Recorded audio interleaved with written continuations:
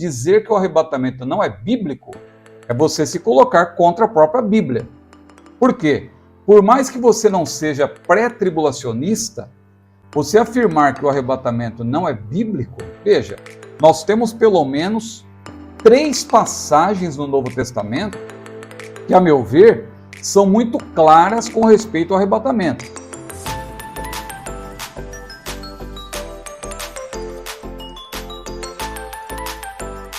Olha, com todo respeito, né? O irmão sabe que eu tenho bom humor e eu vou começar fazendo um gracejo, com todo respeito, mas esse teólogo adventista, que é um arqueólogo, né? A gente respeita realmente os seus conhecimentos arqueológicos, mas eu vou aqui começar fazendo uma provocação, que ele, como teólogo, para mim é um bom arqueólogo, né?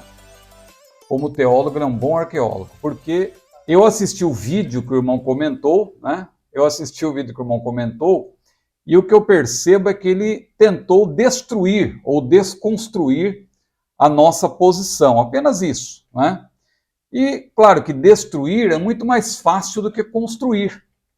Uma pessoa que está no nível dele dizer que o arrebatamento não existe, que o arrebatamento não é bíblico, que o arrebatamento é uma invenção, claro que as pessoas leigas, que não têm uma bagagem teológica, essas pessoas vão se deixar levar. Tanto que nós temos recebido aí, qualquer vídeo que nós postamos de escatologia, arrebatamento, vem uma enxurrada de pessoas dizendo, é mentira, é heresia.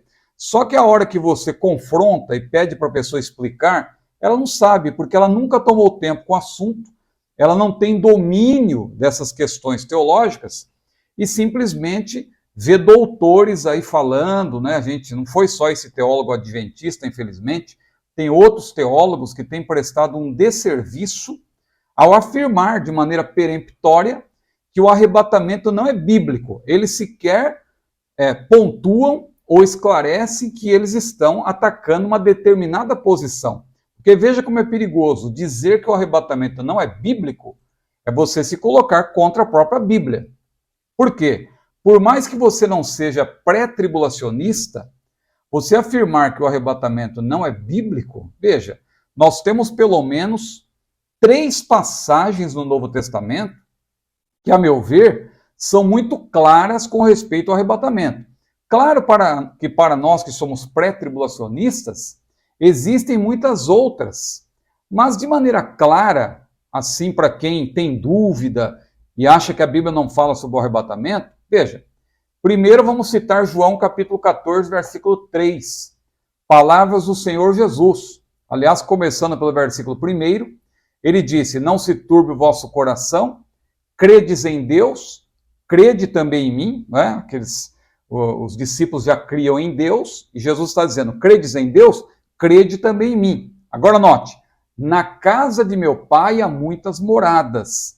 Se não fosse assim, eu vou teria dito.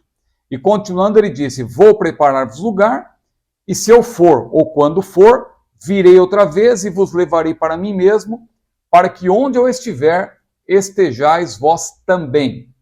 Veja que, nesse texto, Jesus deixa claro que ele voltaria, virei outra vez, e vos levarei. Para quem Jesus está dizendo isso? Ora, para os discípulos, que naquela ocasião faziam parte da igreja nascente.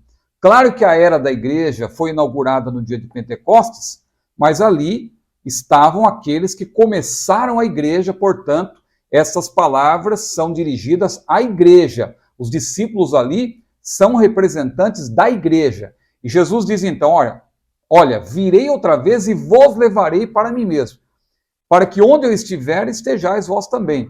E Jesus dissera que prepararia moradas onde? Na casa do Pai. Jesus sempre se referiu à casa do Pai para falar do céu, porque a própria oração do Pai Nosso não é muito conhecida. Jesus disse, Pai Nosso que estás nos céus. Orarei assim, Pai Nosso que estás nos céus. Então veja como esta passagem é clara com respeito ao arrebatamento. Porque Jesus disse, virei e vos levarei.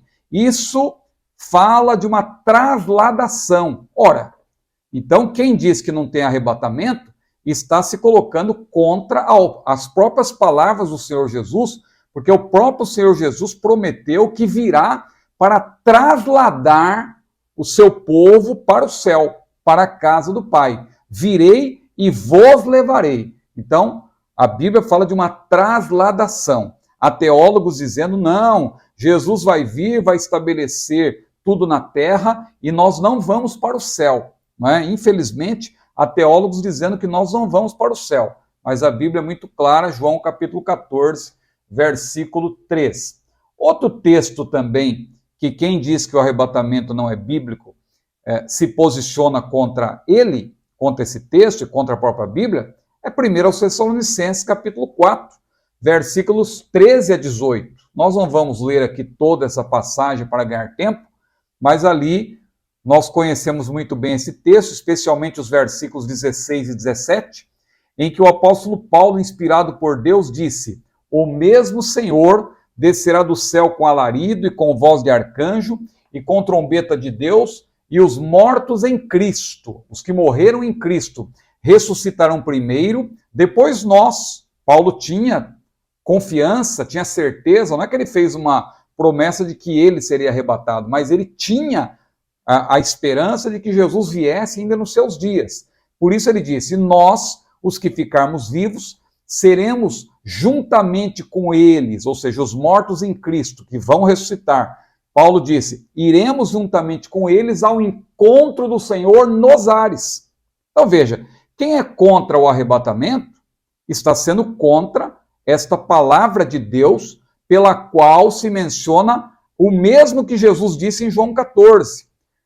A trasladação dos salvos ao encontro do Senhor nos ares. Veja que 1 Tessalonicenses 4 não diz que Jesus vai pisar na terra, mas diz que nós vamos ao encontro dele nos ares. Então isso é uma trasladação, isso é um arrebatamento. O próprio termo no grego para arrebatar, alguém diz que o termo arrebatamento não está na Bíblia? Ora, o termo arrebatamento deriva do verbo arrebatar, que no grego é harpazo, não é? Harpazo, no grego, é justamente um termo que foi usado pelo Senhor Jesus, por exemplo, lá em João capítulo 10, quando ele disse, as minhas ovelhas ouvem a minha voz, eu conheço-as, elas me seguem, dou-lhes a vida eterna, e nunca hão de perecer. Agora note, e ninguém as arrebatará da minha mão. Por quê?